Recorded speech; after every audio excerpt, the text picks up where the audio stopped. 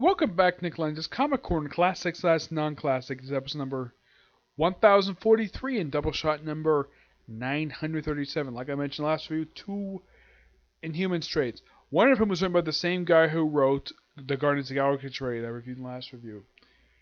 This is a miniseries that was released last year, and when my friend Tibia basically gave his thoughts of basically when the series was announced, he said, "I don't care."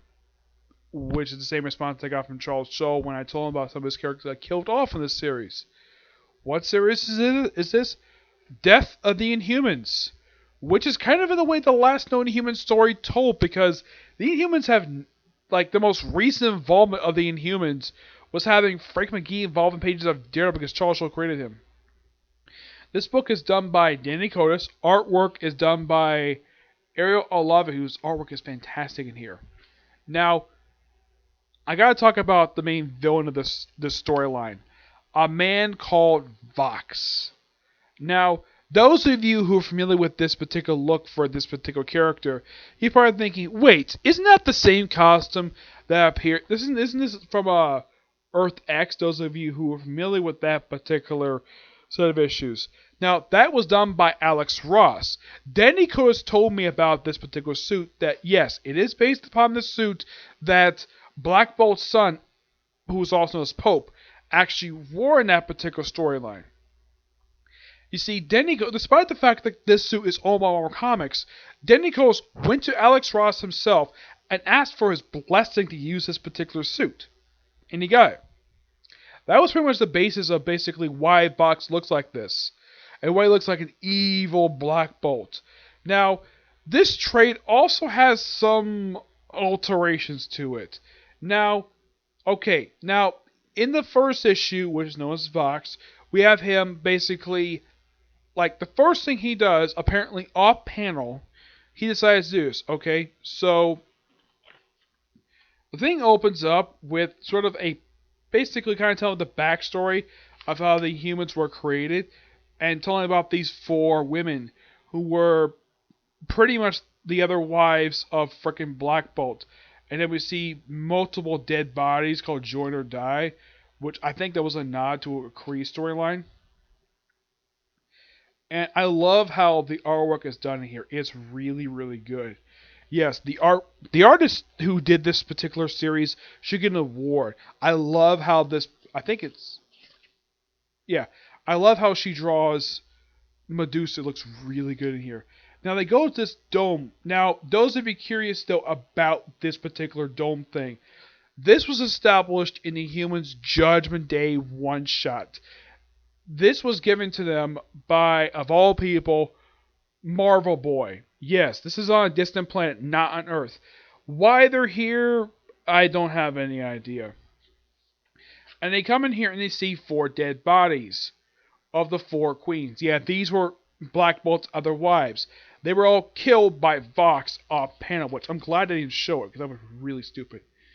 But they're not the only deaths here. Then the place explodes, multiple damage, and then we see apparently he's killed Flagman. Yes, Flagman, the guy who was pretty much the bouncer, or at least the manager for, whatchamacallit, I think it was, oh yeah, the Quiet Room. Black Bolt's bar from that series. What happens at that bar? No idea. Also, apparently, I think they took it out here. They actually edited out some bodies here. Now, when they show him killing various Inhumans, a lot of the humans he killed, like the first ones, were all creations of Charles Shaw. I asked Shaw what his thoughts were on this. He didn't give a damn about this at all. No, he just didn't care that a lot of his characters, he spent time in creating them. He just didn't care. That was pretty much his response. I love how basically Maximus is written to be a freaking, like, badass. Basically having a gun, sitting on his brother's throne, and trying to basically get into a fight with freaking Vox. Also, Medusa gets stabbed, but she survives. And then we see Vox, this particular character, gets fought with Maximus, and he gets pretty much eviscerated.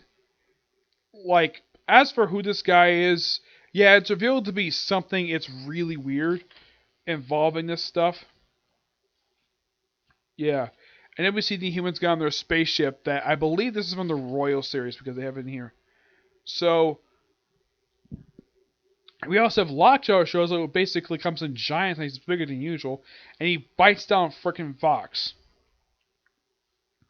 So, and then Vox pretty much eviscerates Maximus the Mad. It looks like he killed them, but they're actually alive. Yep. Gotta love this cover. Vox basically looked like a freaking badass. Though with a bunch of dead bodies around it. And New Atlantis is pretty much in ruins. It's not New Atlantis, it's Arcetion. Now, I tend to ask though, like when I read this particular series, like, okay, what happened to New Atlantis? Is it basically still in New York City? As far as I know, no comic is actually about the, like, I think the most recent comic that features New Atlantis was a background shot in the pages of Miss Marvel last year. That was the last time it showed up. And so you can basically tell that, yeah, Triton is dead, and he stays dead the whole series. He does not get revived. Unlike everybody else that gets revived, despite the fact they're apparently dying. So, Black Bolt uses his voice to basically take on Vox's forces. And then Vox basically takes Karnak hostage. And then he basically pops behind Black Bolt, slits the man's throat, doesn't kill him, but apparently. And then issue 3, you have Medusa pulling her hair. Also, Gorgon is back in here, despite the fact we said another dimension.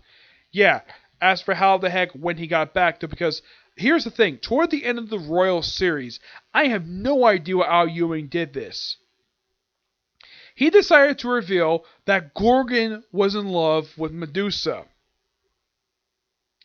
When I read this, I'm like, since when was Gorgon in love with frickin' Medusa? And then, like, the very next issue, it opens up with these two having sex, in the aftermath of these two having sex. And then he gets set up in their dimension. As when the heck he got back? No idea, because the book didn't bother to explain that. Yep.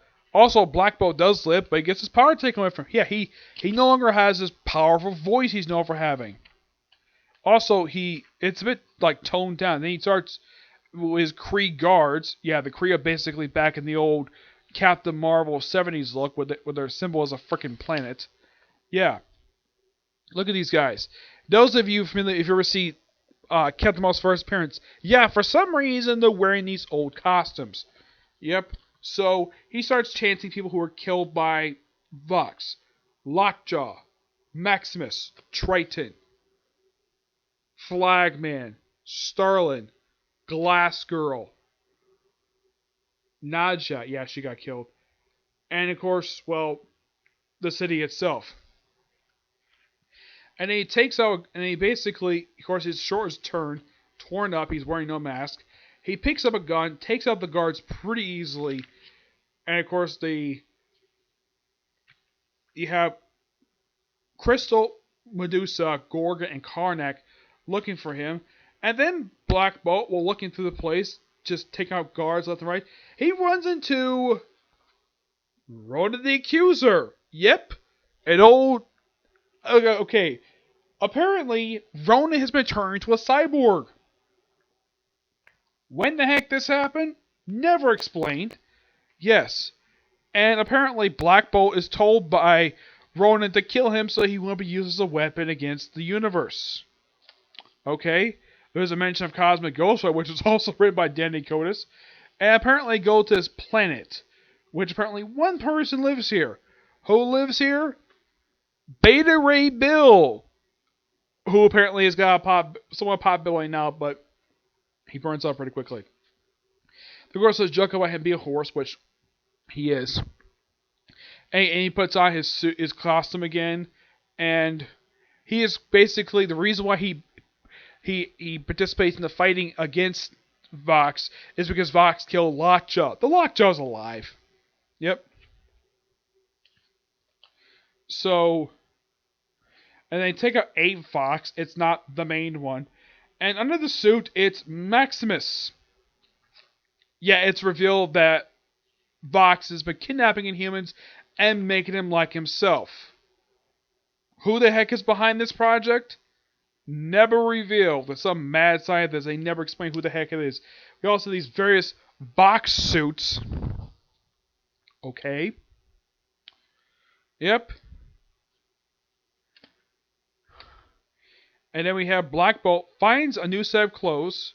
Now, oh yeah, also, Black Bolt has his nickname in the miniseries. It's called Midnight King. Now, those of you curious to how the heck got that nickname, you have to read his wonderfully told Black Bolt ongoing series by, believe it or not, the guy who currently writes Miss Marvel. Yeah, it is really, really good. I highly recommend it. And of course, he also talking sign language. And I love Beta Ray Bill's basically things like, I do not understand human sign language. What is he doing? Yeah, basically goes around, takes out. I don't know who this guy is he's talking to. Yeah, he had this Vox guy. No idea who he is. He's like some old, apparently this old guard for. Oh yeah, it's also explained by Ronan the Accuser.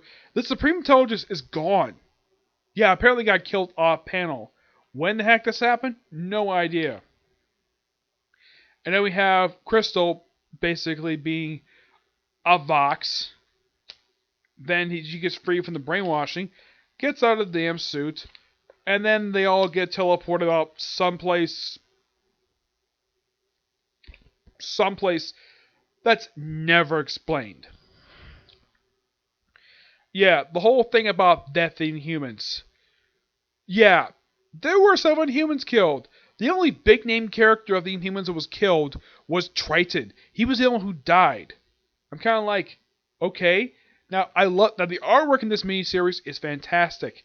Now, there's a lot of stuff related to this miniseries that is never explained. Also, why the heck was this trade? Why were some of these issues altered for the damn trade? Now, we see Flagman's death.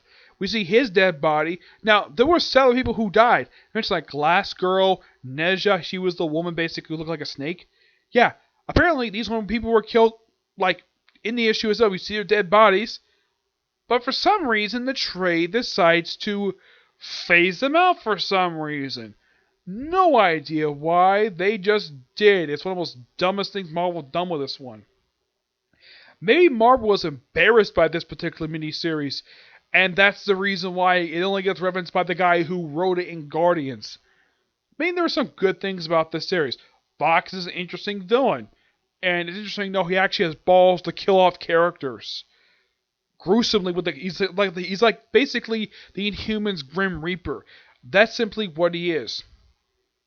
Who this main one is remains a mystery. It's like there's so much stuff that maybe Danny Coates wanted to do with this miniseries that basically Marvel you could tell basically by reading this.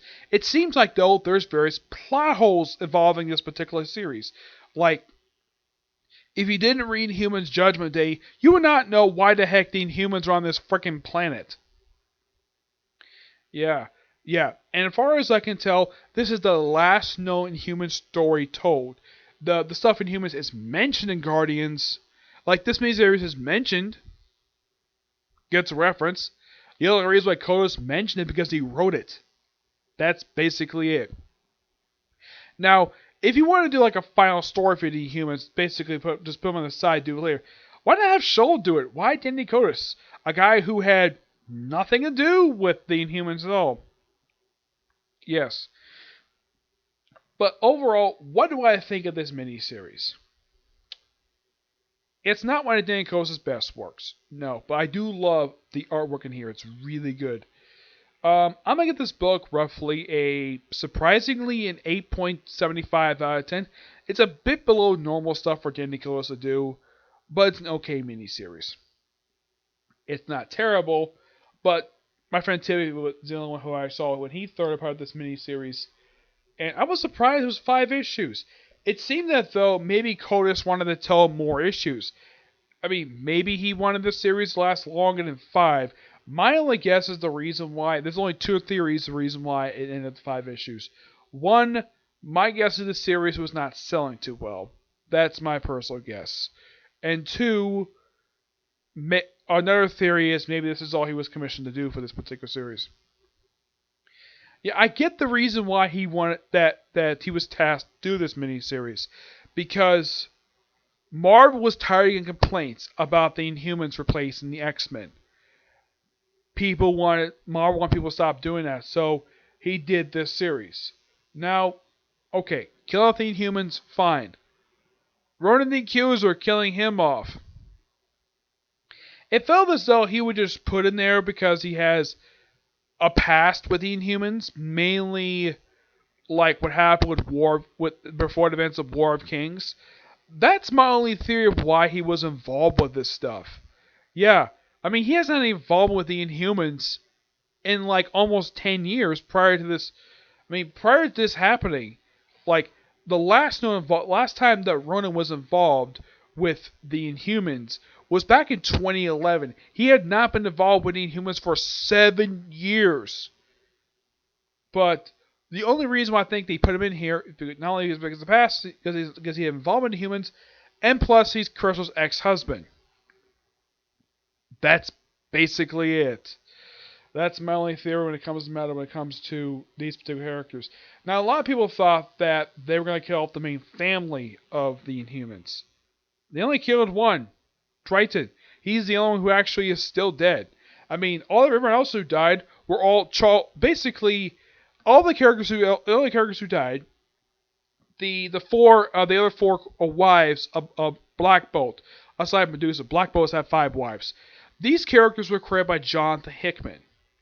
When he had Black Bolt return in FF number, I believe, was 10. This came up back in 2011, and yeah, he created these characters, and it's shocking though that these 4 women were the first 4 people killed by Vox in this series. I mean, aside from him, you kill off a few characters, killed by Charles Show. I mean, I'm glad he didn't kill off Inferno because he was actually a pretty decent character. But if he just wanted to simply ending human stuff, fine, whatever. Why basically do this? Yeah, this is probably not something Danny Koso basically wanted to do. He was simply just told to do this. This is just my personal theory. I didn't really delve into him about this particular series that much, but I kind of wish I did, because I would love whatever plans he was planning on doing with the series. And also, I would have loved to figure out, though, who the heck this Vox guy was. I mean, was a Mad Kree? Was he like the Unknown? Who knows? Next up is Inhumans, Once Future Kings. Another 5-issue series. Yeah, he was also 5 issues as well. Written by Christopher Priest, artwork by Phil Noto. Now, the cover art in here is done by Nick Bradshaw. Yeah, Nick Bradshaw. The book even has a backup feature for Lockjaw, done by Ryan North, and artwork by Gustavo Dorati.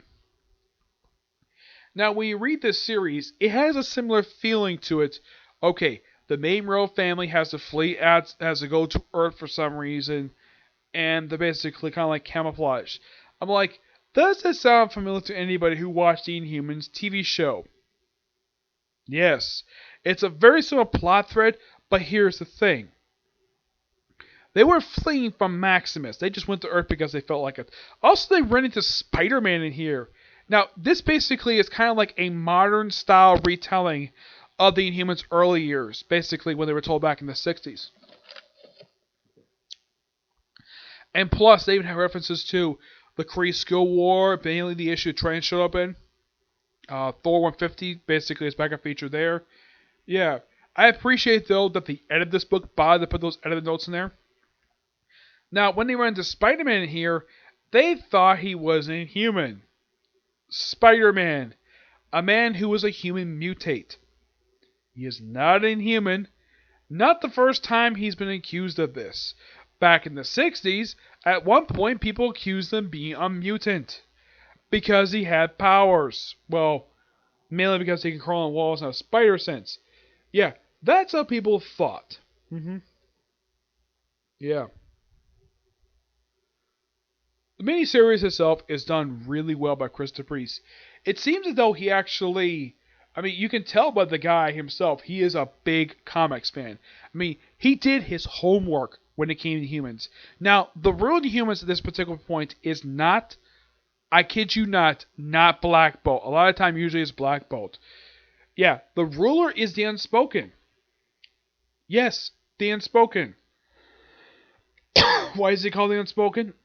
Because apparently he used a device. It's this guy right here. Yeah, this is the Unspoken. He's pretty much Black Bolt's cousin, and he was also his predecessor for being the king of the Humans. And it is confirmed he is the heir apparent to the throne of Atalan. Lockjaw's story, just a fun little story involving Lockjaw and some humans. That's simply what the story is, but it's really good. Unlike Death and Humans, this is a great miniseries. This was launched as part of the whole stuff that came after the events of Inhumans vs. X-Men. Yeah, roughly this miniseries came out 2 years ago. Yeah, 2 years. Well, it was published like last year, but yeah, it came out a couple years ago. And this miniseries is just purely fantastic. Love it. Give this book a 9.5 out of 10. Really, really good. Love it. So yeah, that's it for this particular review. I don't know if I might get time to do a card club stock review today. I might. If I do, I probably will do it. If not, I would save for tomorrow along with my reviews of One Piece, Boruto, Dragon Ball Super. I think that'll be it, okay? But to see you next view. Bye.